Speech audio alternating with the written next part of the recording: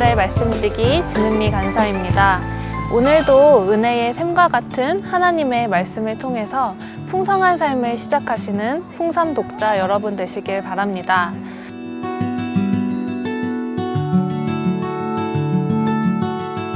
오늘 말씀은 계속해서 하나님께서 선택하신 자들을 통해 성막을 완성시켜 나가시는 과정을 담고 있습니다.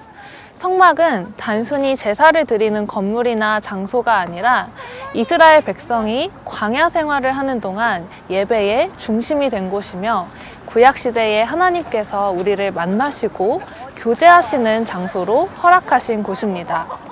사람의 힘과 노력으로는 죄의 문제를 결코 해결할 수 없고 우리에게는 거룩하신 하나님과 교제할 수 있는 능력 또한 없습니다.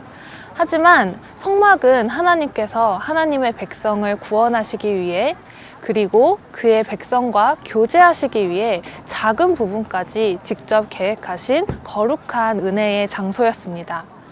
하나님께서는 성막을 완성시켜 가시기 위해 사람들을 세우고 성막 안에 기물들을 만들게 하셨습니다.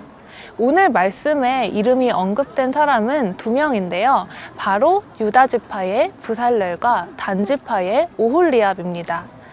하나님께서는 이들에게 금과 은과 놋을 이용해 성막의 기구를 만들고 보석을 깎아 물리며 여러 가지 기술로 나무를 새겨 만드는 일과 또 회막, 증거궤, 번제단과 그곳의 기구들, 물두멍과 받침, 그리고 제사장의 옷 등 여러 가지 정교한 일들을 맡기셨습니다.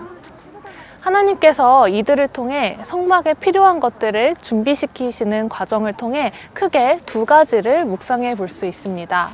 첫 번째는 하나님께서 부르신 자들에게 맡기신 일을 감당할 수 있는 지혜와 능력을 주신다는 것입니다.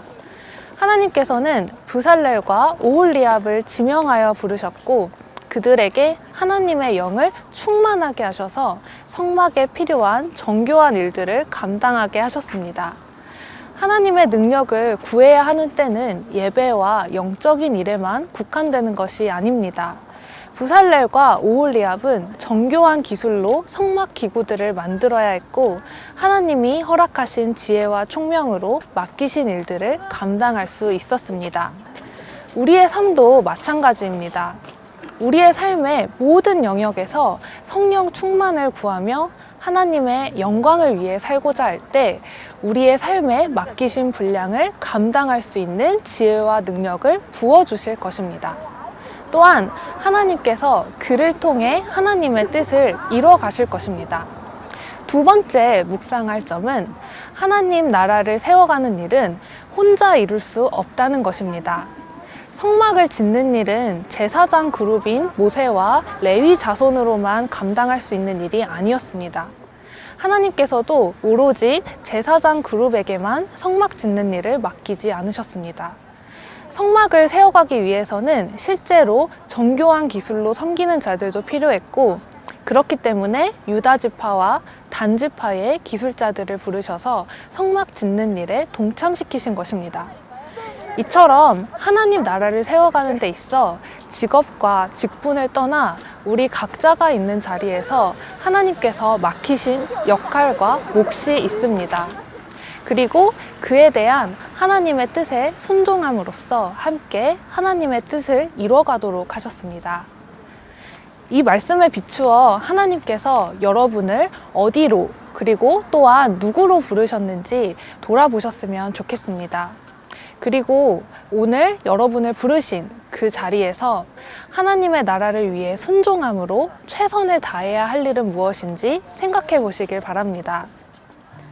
오늘도 하나님께 지혜와 성령 충만을 구하며 맡겨진 일에 최선을 다하고 여러분이 계신 가정과 직장, 교회와 캠퍼스에서 여러분의 순종을 통해 거룩한 하나님의 나라가 세워지는 복된 삶이 되시길 축복합니다.